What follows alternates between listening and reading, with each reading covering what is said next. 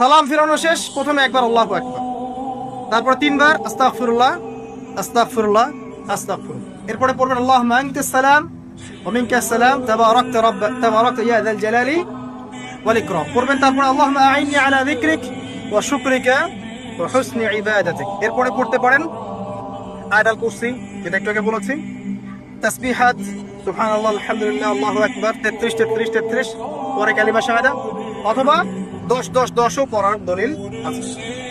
এরপরে পড়বেন সুবহানাল্লাহি ওয়া বিহামদিহি আদাদা খালকিহি ওয়া রিদা নাফসিহি ওয়া জিনাতা আরশিহি ওয়া মিদাদা কালিমাতিহি, তিনবার, এটা তিনবার।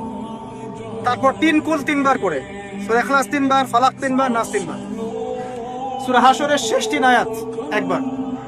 এরপরে পড়বেন সাইয়্যিদুল ইস্তিগফার, মানে সমস্ত ইস্তিগফারের শ্রেষ্ঠ ইস্তিগফার। এটা কোনটা কোনটা?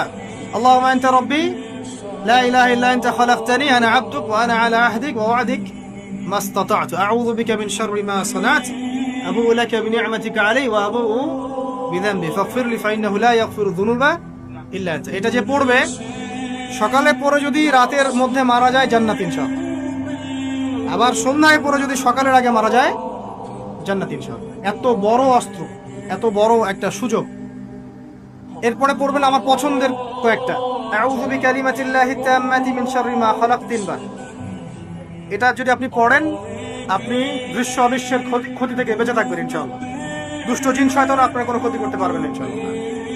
আরেকটা খুবই শক্তিশালী দোয়া আছে, সেটা হলো বিসমিল্লাহিল্লাযী লা ইয়াদুররু মা ইসমিহি শাইউন ফিল আরদ ওয়ালা ফিস সামা ওয়া হুয়াস সামিউল আলিম, তিনবার করে। এইটা যে পড়বে, এই যে জিন বলেন, ভূত বলেন, এই যে পেতনি বলেন, যেগুলো আমরা ভয় পাই, ঠিক আছে, চোখ লাগা বলেন, বদনজর বলেন, যা যা আছে, হিংসুকের হিংসা, কোনো কিছুই আপনার কোনো ক্ষতি করবে না। এবং ইনশাআল্লাহ আপনি হঠাৎ মৃত্যুবরণ থেকে বেঁচে থাকবেন ইনশাআল্লাহ, হঠাৎ মৃত্যুবরণ। এটা কিন্তু সবার জন্য নিয়ামত, এটা সবার জন্য নিয়ামত। তারপরে আসেন, এরপর পড়বেন 10 বার লা ইলাহা ইল্লাল্লাহ ওয়াহদাহু লা শারীকা লাহু লাহুল মুলক ওয়া লাহুল হামদ ওয়া হুয়া আলা কুল্লি শাইইন কাদির। এটা 10 বার পড়লেও হবে। আর যদি 100 বার পড়তে পারেন তাহলে আপনার চেয়ে বেশি নেকি কেউই অর্জন করতে পারবে না।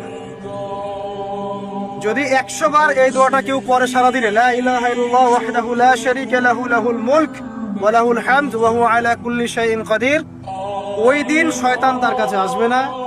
100 গুনাহ আমলনামা থেকে কেটে দেওয়া হবে, 100 নেকি লিখে দেওয়া হবে, এবং আল্লাহর কাছে দিন শেষে একটা তালিকা পেশ করা হয়, আজকের দিনে কে কি আমল করেছে, এই তালিকায় তার নাম দেখবেন সবার আগে আছে। ওই ব্যক্তির নামও থাকতে পারে যে 100 বারের চেয়ে বেশি পড়েছে, তখন তার নাম আগে চলে যাবে, এর নামটা পরে চলে যাবে। কথা বুঝতে পারছেন? মিনিমাম 100 বার পড়তে পারলে খুব ভালো হয়। যদি না পড়েন, কমপক্ষে কয়বার? 10 বার।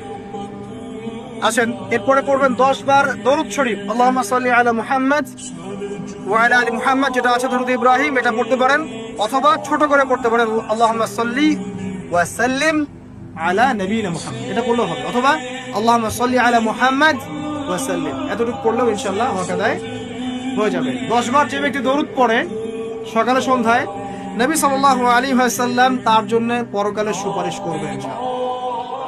যদি আমরা নবীজির সুপারিশ পেতে চাই, দরুদের কোনো বিকল্প নাই। বেশি বেশি দরুদ পড়তে থাকেন, তার সুন্নাহ অনুসরণ করেন, বেশি বেশি দরুদ পড়তে থাকেন। মিনিমাম সকালে 10 বার, সন্ধ্যায় 10 বার, ইনশাআল্লাহ আল্লাহ নবী সুপারিশ করবেন ইনশাআল্লাহ তাআলা। আরেকটা আছে রাদিতু বিল্লাহি রাব্বান ওয়া বিল ইসলামি দীনান ওয়া বি মুহাম্মাদিন সাল্লাল্লাহু আলাইহি ওয়াসাল্লাম নবিয়্যা। এর একটা বড় ফজিলত আছে। কি ফজিলত? যে ব্যক্তি এই দোয়াটা সকাল সন্ধ্যা 3 বার করে পড়ে, কিয়ামতের মাঠে আল্লাহ পাকের উপর হক হয়ে যাবে, ওয়াজিব হয়ে যাবে, আল্লাহ ওই ব্যক্তিকে সন্তুষ্ট করে দিবেন ইনশাআল্লাহ। সন্তুষ্ট করে দিবেন মানে কি? ইনশাআল্লাহ সে জান্নাতে যাবে। আরেকটা আছে, এটা বলে শেষ করি, হাসবি আল্লাহু লা ইলাহা ইল্লাহু আলাইহি তাওয়াক্কালতু ওয়া হুয়া রাব্বুল আরশিল আযীম। এটা পড়তে হবে 7 বার। কয়বার? 7 বার। তাহলে কি হবে? আপনার দুনিয়া আখিরাতের যে চাওয়া পাওয়াগুলো আছে, এর জন্য আল্লাহ পাকই আপনার জন্য যথেষ্ট হয়ে যাবে, কাউকে লাগবে না। এইগুলা ফরজ নামাজ, মানে ফজরের নামাজ জামাতে পড়ার পরে বসে বসে এইগুলো করতে থাকবেন। যদি দোয়া আগে করা হয়, নামাজে মোনাজাত যেটা হচ্ছে আমাদের সমাজে, এটা যদি আগে করে ফেলা হয়, তাহলে দোয়ার পরে বসে থাকবেন, বসে বসে এগুলো করতে থাকবেন। যদি পড়েন, ইশরাকের নামাজটা পড়ে মসজিদ থেকে বের হতে পারে। ইশরাকের নামাজ মানে ফজরের সূর্য উঠে যাওয়ার পরে 2 রাকাত নফল পড়ে যে ব্যক্তি যাবে বাসায়, মানে প্রথমে ফজরের নামাজ জামাতে পড়েছে, জিকির আজগার করেছে, ইশরাকের সময় হয়েছে, নামাজ পড়ে বের হলো, এই ব্যক্তির আমল নামায় একটা কবুল হজের নেকি দেওয়া হবে, একটা কবুল ওমরার নেকি দেওয়া হবে। এগুলো খুবই সহজে আমল করা যায়। এরপরে আপনি বাসায় ফিরে গিয়ে বা মসজিদেই কোরআন তেলাওয়াত করবেন। আমরা কোরআন তেলাওয়াত করব, কোরআন তেলাওয়াত করবেন